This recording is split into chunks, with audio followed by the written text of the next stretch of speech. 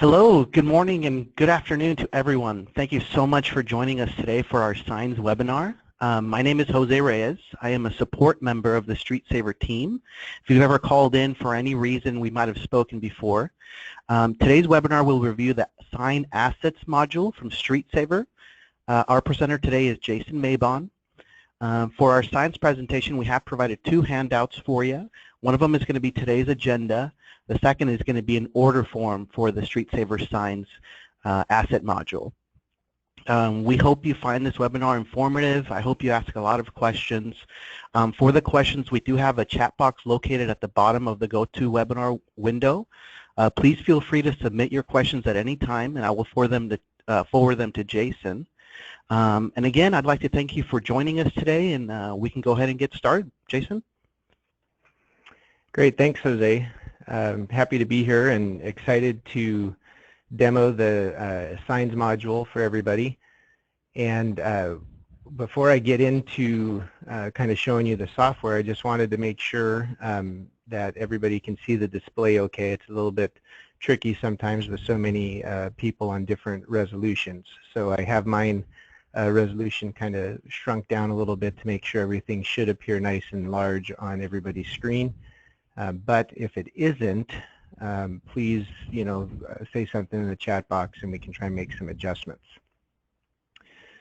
So we're pretty excited about where StreetSaver is going as far as it moving into the non-payment asset management realm. And so far we've released traffic signs, and we also have curb ramps in beta testing.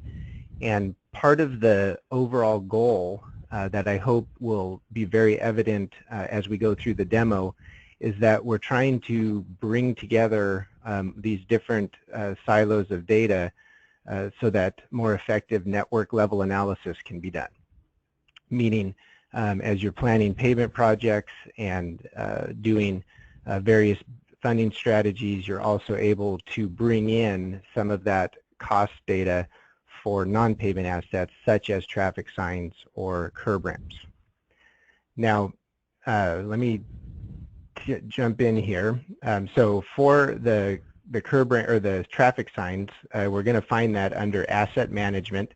So I'm going to click that, and I'm going to actually open curb ramps first because I want you to kind of see what, if you were starting from scratch, what you would see with one of these asset management modules. And basically, it's going to show up as an empty grid here. And the first step would be that we're going to take a look at how to get the inventory in.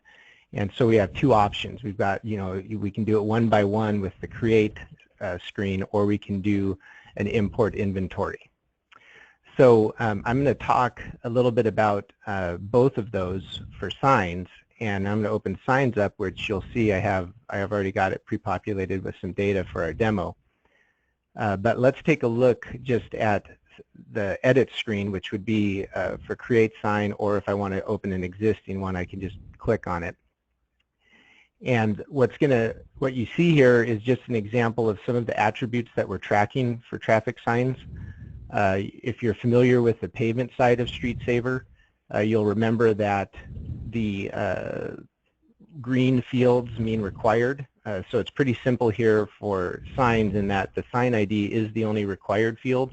And that's just so that it's easy to get your data in, your initial inventory set up. And as we go through the demo, I'll talk about some of the other features of the module and what attributes or fields would be necessary to be able to access that functionality and use it. But it just for the beginning, all that's needed is that sign ID. You'll notice we're also tracking sheeting type. Sheeting type is one of the more significant attributes. So if you have that, you definitely want to have that as part of the populated data. MUTCD is also another one, and this is using the FHWA codes and legend. But you do have the ability to add localized or regional signs as well with images and your own codes and legend.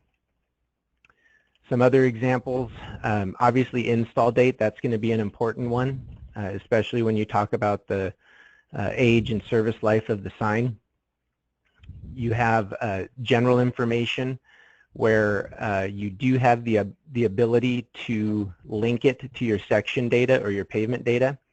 So when you look at sections, this is going to be a list of the section data along with the begin and end location for reference. If you don't have that level of detail, you can just put in street name. And we'll talk about the significance between these two when we get into some of the integrated reporting. You have some tabs here as well. So there's support information, which is going to allow you to put in support type, the number of supports, what order is the sign on the support, how many signs are on the support, what's the offset, how high is it, and is the post a breakaway. And you also have some comments for the support, and in addition to that, you have a large comments field for your signs as well as 6 user-defined fields. Now these user-defined fields, you can change these headings to match, you know, whatever naming convention you need or you use for the data that you want to put in there. Also, Signs supports multiple images and documents, so you're able to upload and attach you know, multiple images if you got 360, you know, type where you've taken several panoramic ones, or you've got other types of documentation, you can assign that as well. There is, I would note a distinction here. We have the images and docs, but you also have each sign has its own main image, and that's going to be different than what's managed on this tab. So that would be managed out here, and this is the stock MUTCD image, but you have the ability to attach an actual image if you had one. So this gives you kind of an idea of the attributes that are being tracked for signs. I should mention also, and these are also significant, which I'll get into a little bit later in the demo. You can set what direction the sign is facing, and you can also mark if the sign is in the shade. Which that would be important for its service life. So this is the edit screen, and you can go through and create signs one by one, but a lot of times sign inventory is going to be you know, 10, 20,000 records, maybe more. So what we've done is created an import inventory, and I'm going to talk about this probably for the next 5 minutes or so, just to give you an idea of what the process looks like for getting your inventory into StreetSaver. We wanted to make it as simple as possible, as intuitive as possible, and as powerful as possible to be able to bring your data in from a multitude of sources. And so it's flexible in that sense. It's also flexible in the sense that if you're starting from scratch, like when I showed you the curb ramps screen, you can bring in data from scratch without, you know, and just get it all populated into StreetSaver. But in addition to that, you can also update your data using this inventory after the fact. So let's say for traffic signs, if you went out and did retroreflectivity ratings, or I'm sorry, that's a different import, but if you went out and collected some other attribute that you wanted to get into StreetSaver, maybe you got GPS points, maybe you got you know, some type of section data or something like that, you're able to come in here and import that or update your existing inventory very easily. So what you see here is 4 steps, and there's a 5th one that'll show you when we get down here to the bottom. But to start out, you select your import type. So we've got access database, we've got the generic DBF file, we've got Excel spreadsheets, and then we also have GIS shapefiles. So the only difference between these is if it's a GIS shapefile and you're doing that for your import, then it's going to automatically bring in your GPS coordinates. If you're using one of these other 3, then if you have an XY, you know, X and Y fields, you're able to import that as well. So you'll have to do that, but you'll actually have to map those fields, which we'll discuss when we get down here. Now, you'll notice there's 2 tabs here. We've got select file type and load configuration. Load configuration has to do with once you've defined a mapping configuration for your field or for your import file, you're able to save it so you don't have to redo that work again. So that's really handy. And the initial step is you would select one of these and then you would browse to your file. So if I go and browse to my shapefile, you'll notice that step 3 enabled, and I have to select, you know, do I want to skip existing sign IDs? That would mean that I'm just bringing in new signs that weren't previously in the system, or do I want to update existing sign IDs? So if I say update, then the step 4 enables, and then you're able to map your fields. Now I'm going to switch, and I'm going to go to a previous configuration to kind of speed up the process. And no, I don't want to save this, and now I'm going to be directed to my file. So now that I've loaded my shapefile import, my saved configuration, you'll see the bottom down here has changed, and I've got some some mapping set up already. Now, for example, let's just take a look at a simple field like my rec ID field. I'm going to show you you can do a quick view data, and in case you're forgetting what fields were what or what kind of data was in a field in your import file. So my rec ID is over here, and it's going to be a straight numeric field, so it's just bringing a value into StreetSaver. Well, what I did is I said for my rec ID, I mapped that to my sign ID field. So when these come in, that's what's going to be populated in my sign ID field. Now, this is a great feature how this is set up, because it doesn't matter what your fields are named. In your import file, you get to kind of set the relationship and say, well, this field in my import file goes to this field in StreetSaver. So that's kind of a one-to-one value where you're just bringing in a value. But there's other types of fields in StreetSaver where it's a drop-down list that's got like pre-populated values. So for example, you'll remember support type. Well, I've got a support field in my shapefile, and I'm mapping it to support type, and you'll notice this one has an additional button over here on the right, and this requires that extra step 5. So when I come in here, now I'm on step 5 where I need to match my list of support types to the support types in StreetSaver. So when I look over here, I see I've got all kinds of values here, but I'm missing some. Like I don't see my light pole 10-2A and stuff like that, so I've got a problem. Well, to speed up this process, because I need these values from my import file into StreetSaver, I can quickly click the Add Local Lookup Values, and what it's going to do is it's going to take all of these values and it's going to put them into StreetSaver. If it finds any duplicates, it's going to give me a little report and say these are duplicates that we couldn't bring in, which that's this list. So I had some already. This can be saved as a text file for your reference if you wanted to go fix anything or clean something up in your import file.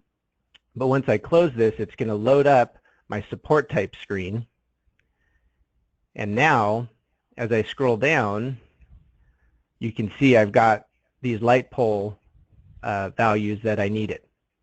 So I'm going to save and close this, and then this list is going to reload. So now, here's my values. So to speed up the process, now that we've got this in here, we can do a quick auto match, and it's going to say that it found 89 out of 89, which is excellent. But it did highlight 2 of them, and that's just because it wasn't an exact match, because I've got a couple spaces here. But that's fine. It's just highlighted so you'll review it. So now I say matching complete, and now my support types are completely mapped and matched. Now at this point, what I could do is hit import data, and it's going to go through and run some validation and make sure everything is right.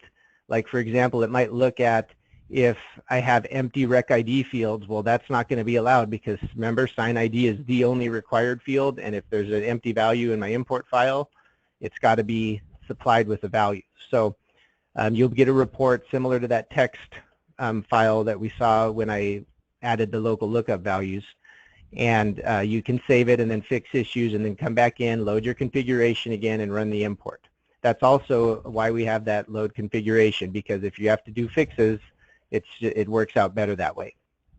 If you have to leave StreetSaver and come back to it. So if I hit import data, it's going to validate, and then it's going to run through the import process, and then it's going to bring in all of my records. I'm not going to do that now, it's just for sake of time, but this process is set up so that, like I said, it's flexible and powerful. You can come back, you can make changes. If you have updated or new values, it's easy to get them into StreetSaver. You just have to make sure that you're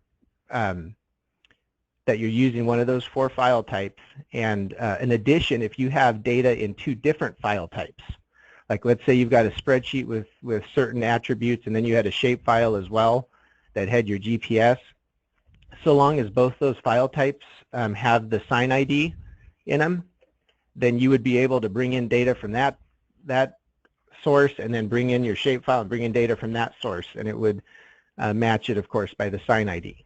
So you've got lots of options as far as being able to get your data in. When you get to this point, I'd like to also point out there is a walkthrough, and this just provides you those simple steps and some explanation on what you need to do and what the various options mean. So you can use that as a resource along with the normal help site. So this idea of being able to merge together these different silos, is part of the process here is that managing of the inventory. And so you have to be able to get the inventory into the database in a way that makes sense and is easy. So that's kind of the point here. And before I launch into the next section, I wanted to make sure if we have any questions. Jose?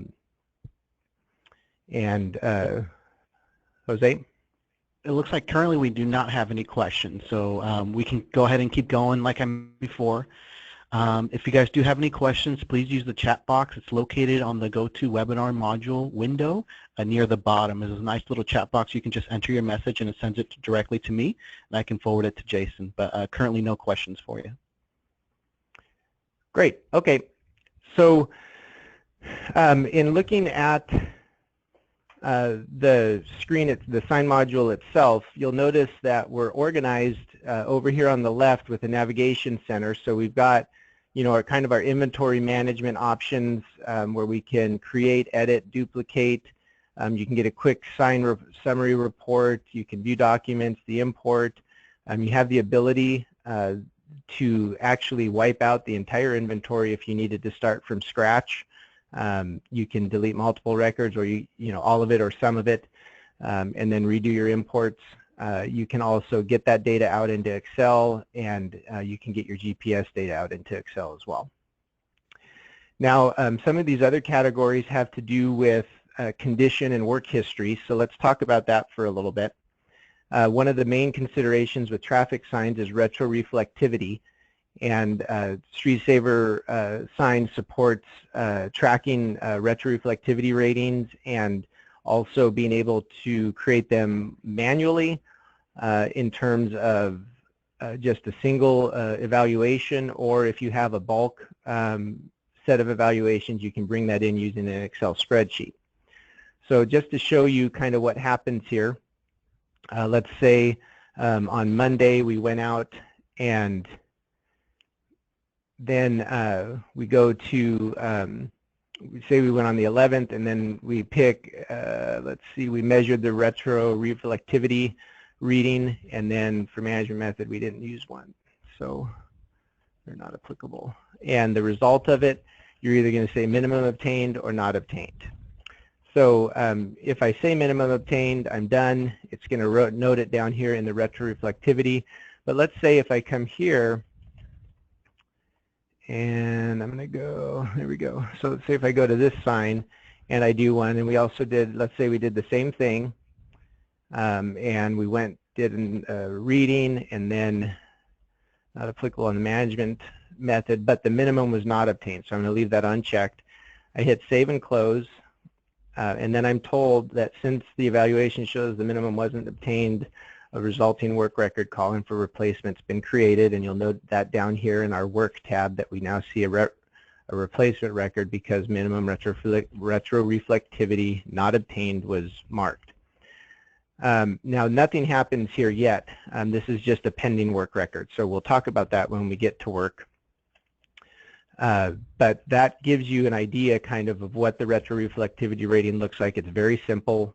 You do have the ability, you'll note that we've got these lists here with these certain types of assessment method or management method. You're not limited to that.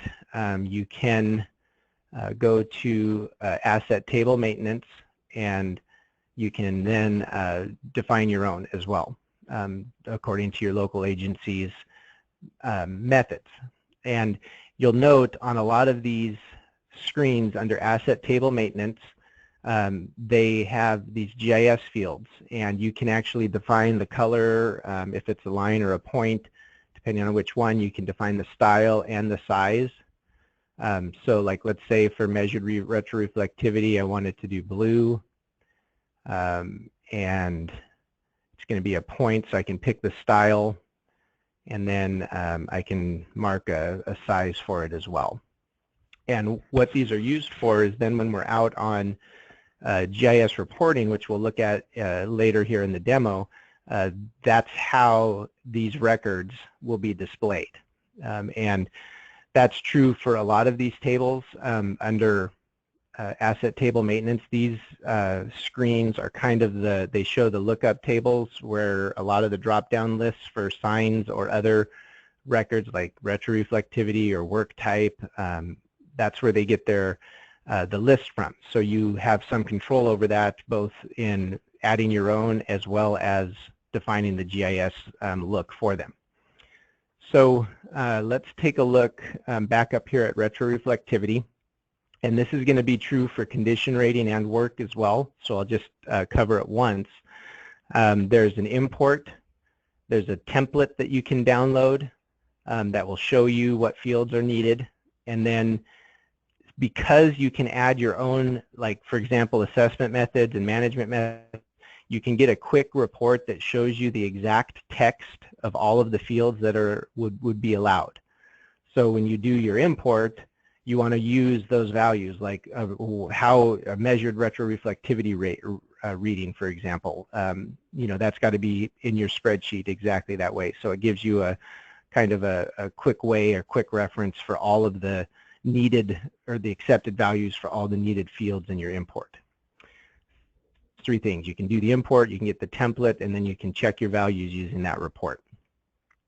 That's also the case, very similar in structure, for condition ratings. I won't spend a lot of time here, but you can create your own conditions. Like, let's look at this. I don't have a rating method defined, so if I go here real quick to my rating methods, and then I can say visual, can save and close. I come back, and now I've got visual as a possibility. So same by rate for rated by. You can define rating conditions as well the same way. Let's say we've got some damage, post-type damage. That's extensive. Then I save and close, and then I've got my record here. Same structure as far as having an import, having a template you can download, and also getting that accepted values. So let's take a quick look at work for a moment, and this is going to have a little bit more of a process to it. In concept, it's similar, or in structure, I mean, it's similar in the sense that you can create work records, and you'll notice this is a work type field. I want to talk about that a little bit. So I've got cleaning, I've got a few other ones, vegetation abatement, for example. Let's go and take a look at this screen in our table maintenance.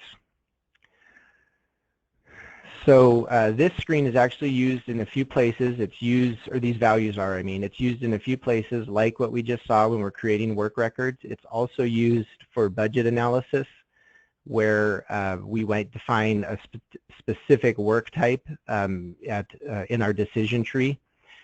Let's take a look at a few of these fields. So you can create, your description or your name, and then when you do that, you have to define a work type code. And we have 4 options: installation, replacement, routine, or vegetation control. And this is important because of whether or not it resets the ESL or has no ESL impact. By ESL, we mean expected service life. And when this work type is applied, it's going to do certain things. So if, for example, we did a replacement, it's going to reset the service life of the sign, it's going to reset the installation date of the sign, and it's going to update that for you when the work is moved from pending to history. So you also have the option of defining if when this work is applied, does it change the sheeting type of the sign. If this is set to a value, then if this, for instance, my install prismatic type 9 work type was applied to a sign, if it's going to set the sheeting type to the prismatic type 9. And of course, you also have the ability to define the GIS style for these values. Now, once this is done, then you're able to come back and you can do your work. You can create your work. And you'll note that we've got, I'm going to switch to a different sign. We've got no pending work, but let's say, we had some cleaning done or we did some vegetation abatement. And StreetSaver is not meant to be a work order system. StreetSaver traffic signs is not meant for that. It's meant once you've done work to be able to bring it in and review it, which you can bring it in as an import and save and close, and then move it to history so that your sign inventory is able to be updated with the work that's been done. Now, the process, for example, if I came in here and I looked at my vegetation abatement, I can basically click on it and say move to history, and then close out of here, and now I've got a record here for the vegetation abatement having happened on March 3rd. So, or excuse me, that was the date constructed, on April 10th. So that's kind of what that process looks like. Well, to make it work as far as when you do a bulk import of all of your work, you're also able to do the sign work move to history. So you may say you did an import of thousands of records, then you're able to do that here as well. So I did that, and let's see here.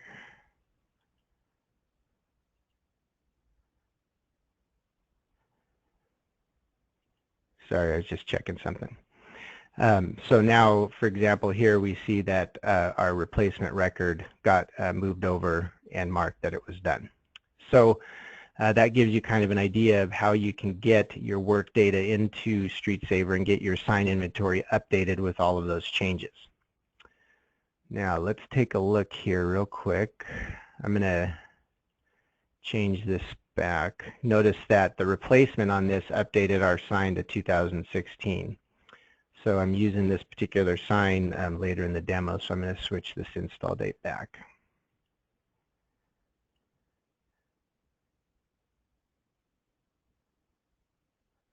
Actually, it's not going to let me.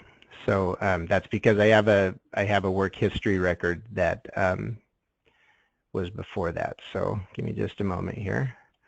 Well, actually, while I'm on this what I'm doing here, the reason why I'm working with this or trying to fix this is because part of the purpose of the traffic signs module, like I said, is to be able to bring that pavement and non-pavement asset data together. So the way that happens is you have the ability to define what section a sign is on. So let's say that I know, or this one is on loan W1000. So this is how I would link this sign to my pavement data. So I'm going to hit save and close. And now that kind of gives you an idea of how that would work. So let's pause for just a moment, see if we have any other questions, and before I kind of go into the next stage of looking at the service life and the needs analysis and then the integrated reporting. Yeah, definitely. We do have a question. How do you add asset management to StreetSaver? Within the handouts, and handouts is located in the GoToWebinar window underneath polls and above chat. So if you expand that window, you're going to find the order form. Simply download the order form, fill it out, and email it to the specified address, and then that'll start the process to getting you that asset module. But that was the only question we had, Jason. Okay. All right, so moving forward, let's talk a little bit about the budgeting analysis. It's got 3 screens that are going to be used, but before we jump into that, I want to talk about the basis for the needs analysis, which is the remaining service life of the sign. So StreetSaver Plus is going to manage or analyze the age of the sign, and based on different trigger points throughout the age of the sign and how you have the decision tree set up for those trigger points, it's going to recommend treatments based on that. So, but service life how is that determined? That's the question. So for traffic signs, we're going to define service life based on the sheeting type of the sign. So let me bring this over. I'm fighting my resolution here, so just a second. There we go. Okay, so this is the sheeting type screen, also under Asset Table Maintenance. And you'll notice, as with all the other ones, the GIS fields. So what we have here for sheeting type is you've got the ASTM grade, you've got the sheeting type name, and then we've got expected service life, or ESL, and ESL north facing or shading, which I'll talk about in a moment, but then also unit cost. And unit cost is going to be the replacement cost for this sheeting type. So what you want to have here is some type of median that brings together, as far as the various sign sizes that you may have in your local agency. You're going to want this to be a good representation of that. So for each sheeting type, you're able to define the expected service life of the sign. And we have these stock values that the module opens up with, but you have the ability to come in and edit these based on your own experience in your region and area, and what kind of performance you have seen. So one thing to note is that if you do make changes on this screen for the expected service life, it will go through and update the work history on your sign so that the remaining service life that was calculated at the time of that work will also be updated to represent the new service life that you've defined. Now, the other option, or the other field here, is also the ESL north facing or shaded, where you can define a special service life for these sheeting types when the sign is either marked as facing north or is shaded. You'll remember those fields were available on the edit screen, and they're available, to be imported as well. But there's the is shaded there, and then you can mark north facing as well. So that's kind of how service life is going to be defined for the decision tree and for the needs analysis. So let's take a look here real quick. First, we'll look at the RSL triggers. I mentioned that the decision tree is going to be kind of built around these triggers over the course of a sign's life. So we have one of the things that you have to keep in mind when you're doing your inventory import is that to use the budgeting module and the needs analysis, you're going to have a few fields defined. Specifically, you have to have sheeting type, you have to have an MUTCD value, and you have to have install date. If you have those three attributes for a sign, then you'll be able to run the needs analysis for that sign. Obviously, those fields are needed because the triggers and the decision tree are organized around those attributes. So you'll see that we have our MUTCD family, which that's going to be derived from the specific MUTCD code that was used for the sign, and then also sheeting type. And just for reference, you have your ESL, and then you can go through and look at the high trigger, the mid trigger, and the low trigger for each type. Now, these are edited, and you can put in, you know, a new percentage if you need to, or if you want to make changes. This is very similar to the PCI breakpoint screen in terms of its layout and functionality. You can update the entire column. You can also, you know, update by MUTCD family. You know, here you can copy to all as well. So if you have a selected row that you edited and you want it all to be the same, then you can do that, just for quick fixing. So now, once you have your triggers set up, you can go to the decision tree, and this is the sign decision tree. So to start out, I'm going to uncheck my use additional RSL triggers, and I'll explain what that means in a moment. But when I look at this, when that's not checked, all that you're going to set up your decision tree for is when the trigger, or when the RSL equals 0. What do we want to do, you know, at that point when there's no more service life? That's the simplest way to set up the decision tree. And you know, you can go through and you know, set up different work types for each trigger. When it's a 0 replacement, or excuse me, a trigger of 0, then the only work types available are those that are going to be new replacements or installations based on that work type code that we looked at on the type screen. It gives you some information. It says yes, or this particular treatment's not going to replace the sheeting type. It will reset the life. The expected service life will be 12. The replacement cost from the sheeting type screen is $150, and the unit of measure is each. Now, if I go and change this and I say I want to use additional RSL triggers, that's going to reload the screen for me, and now I have access to all of them: high, mid, low, and 0. So when I'm on high and I'm not on that 0 trigger anymore, it's going to have all of my work type options. So I have cleaning defined, and obviously this isn't going to change the sheeting type. It's not resetting the life. There's no impact on the service life, but I do define the cost here for these non-replacement work types. So that can be entered. And then once you have one defined, if you know that that's the way you want it throughout the decision tree, you have a couple of bulk update options as well. You can copy this trigger that I'm on to all MUTCD families in the same sheeting type, or you can copy the trigger in all the families to all the sheeting types. So that would basically make my high trigger the same everywhere throughout the decision tree. And you can do that to just bulk update everything and then go through the few places where you might want it to be different to fine tune it. Once this is set up, then you're good to go and you're able to run, you know, your budget needs analysis.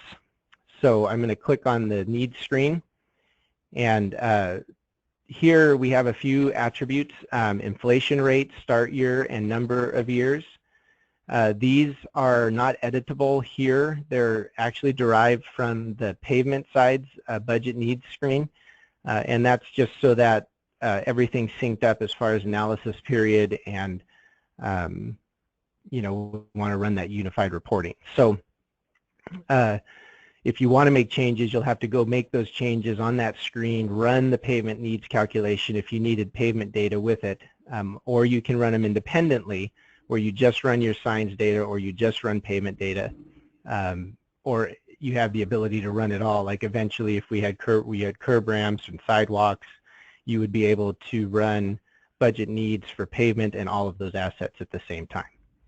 I'm not going to go open that screen up because I've already got the pavement needs calculated, and I want to be able to show a few other parts using that data. So anyway, I'm going to run this. This is running for 15 years, and you'll notice on the screen here, it's a little reminder to you that the sign needs, and highlighted in yellow, sign needs will only calculate sign records that have sheeting type, install date, and MUTCD fields defined. All other records are skipped. So those three fields are very important to be able to do this analysis. And I should note that in order to be able to track work, you also, and enter work and move and create work history, you will also need to have install date and sheeting type.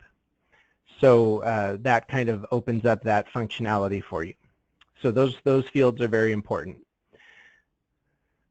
Okay, so the needs analysis is run, and then I can look down here for quick reference, and I can see kind of what is going on for the projection for this particular sign, and you can look at that, you know, one by one. And I would just also note that when the needs analysis runs, it's going to take that inflation rate and keep that in mind for the cost as well throughout the analysis period. So now that we've got our inventory in, we've got some work history, we've got, let's say we had some retroreflectivity ratings where we had minimum not obtained. If in the first year of that analysis period, if it finds any where there's a there's not, retroreflectivity was not obtained and it has not been replaced yet, since then, even though it might have pending work, it's not in work history, it's going to flag that in the needs analysis first year and say that needs to be replaced. So you can get a quick cost reporting on that as well. Let's take a look. I'm not seeing any questions, so I'm just going to keep going. Jose, please feel free to jump in if something comes up. Okay. Let's take a look at some of the integrated reporting with pavement data and how this can be brought together. So I'll start out first with the GIS reporting screen. Give me just a moment here, and I'll bring it over. So here's my my GIS map, and this is the GIS reporting screen is going to look exactly the same as it does when you're just looking at pavement, with the exception of this assets pane over here. And let's say I'm going to show two examples here since we still have a little bit of time, and I want to take a look. Let's say we have a issue where we've got some stop signs in our city which are of engineering grade type 1, which my understanding is that that fades pretty quick, and it's not a very good sheeting type to be used for stop signs, and so maybe we've got some older signs that haven't been updated yet. I'm going to grab a quick map here of my pavement sections. So I've limited this just for display reasons, just to the southern part of the city. And now, so here's all of my my pavement sections. And I'm going to go to the Assets Features button over here, and that's going to load Asset GIS features for me. So I can create new features, or I can open existing ones. And what this is, this screen here lets me create maps around various attributes or fields or records related to signs. So for example, let's say if I were to create a new one, I pick my asset that I want to create for, and then I look at the available features. So there's a list of what I can do. I can do it for my conditions, direction, material, some MUTCD records, my retroreflectivity ratings, sheeting type, surface, and various work feature fields. So let's say I was going to do one on sheeting type, and it's going to auto-populate a name for me, which I can also change if I need to. I have the ability to apply I have the ability to apply filters and limit the data coming back for the map. When I have data that does not have my attributes, so let's say if I'm creating a map on sheeting type and I have a bunch of sign records where I don't have a sheeting type, do I want those to be displayed? I can check this box to say include records with blank feature data, and I can define a style for that blank data for how it's going to be put on the map. And I can check this box for visible on load for if I want this feature to be visible on the map as soon as I apply it. And the reason why that's important, you can select many, you can actually create multiple features and apply them at the same time on the map. And I'm going to close out of this and not save because I also have one predefined here where I did a sheeting type, and I want to find where all of my signs are that have an engineering grade type 1 and are also a stop sign.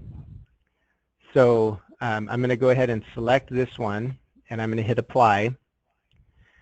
And now on the map, you can see I've got my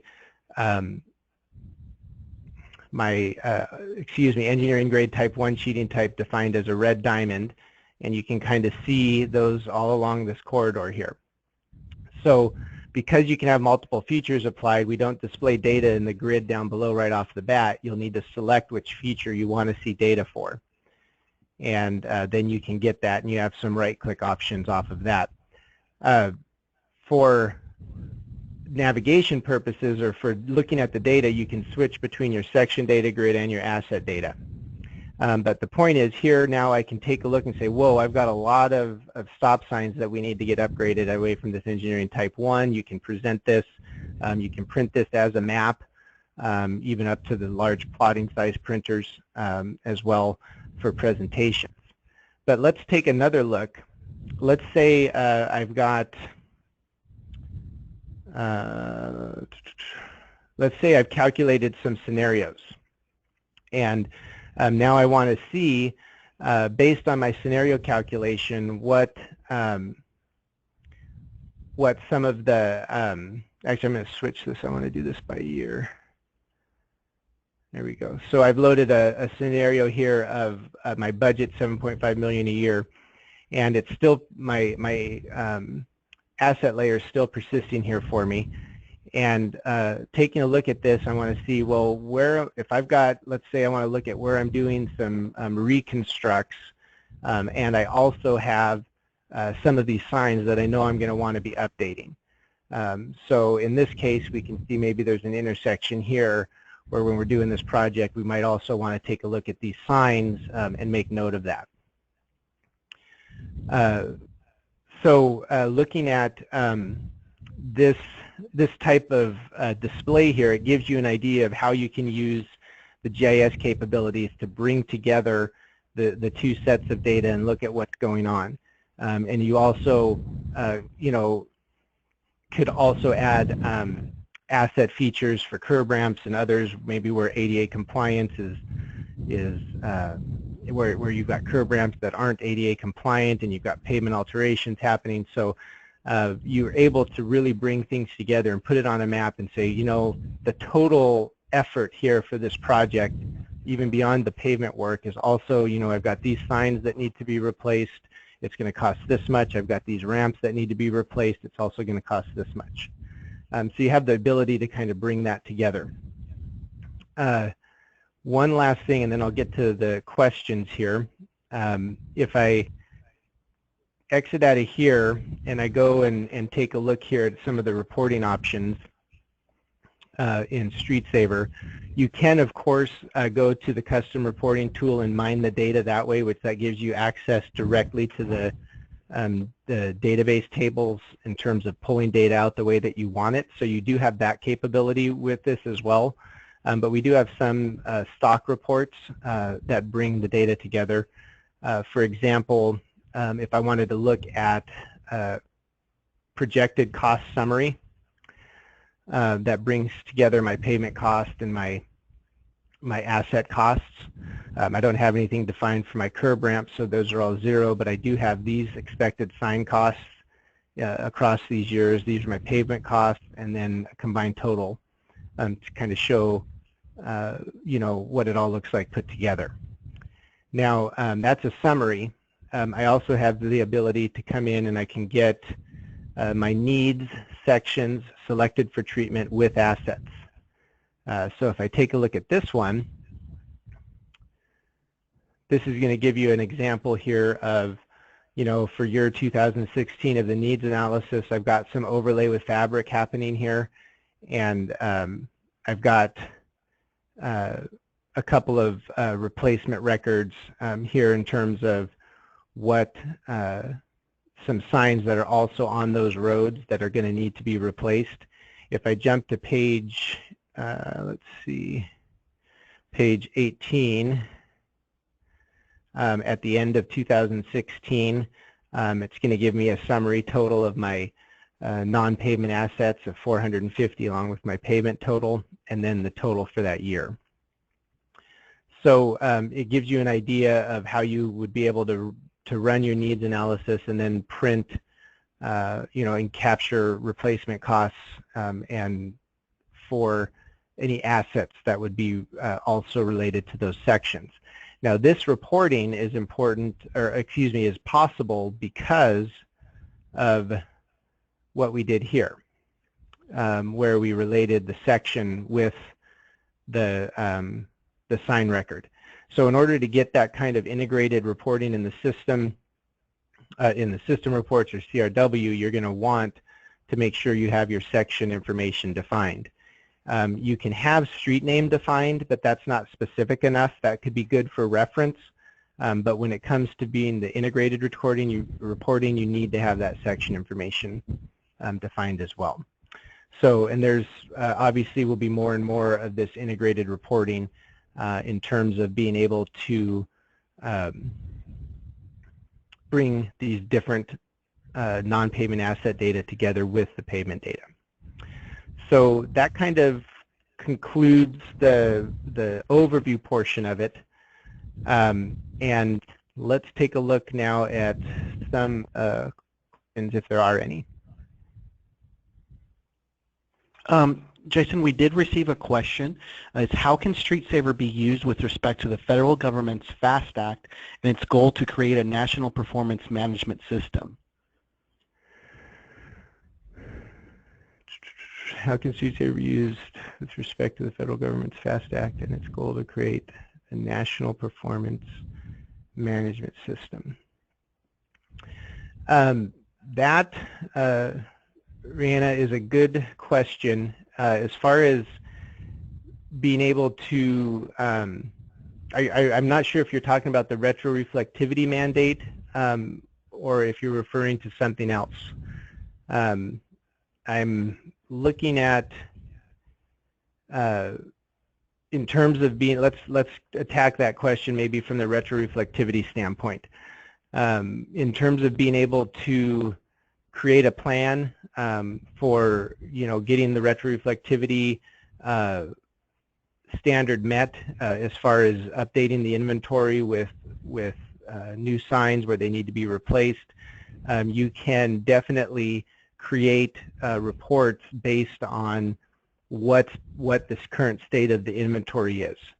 You can then take those reports of saying, okay, well, these issues, these are the retroreflectivity issues, or you could even say this for any of the, the issues, condition rating or whatnot, or even service life where your signs are just old and they need to be replaced.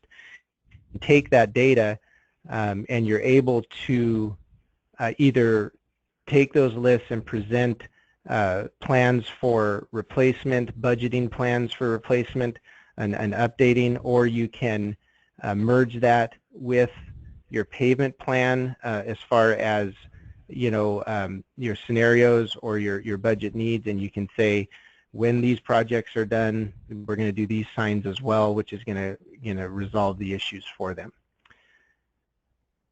Okay. Jason, I do have another great question. Is Mobile Radar available for gathering sign data? That is an excellent question. It is slated to, there will be a mobile app for asset collection and rating.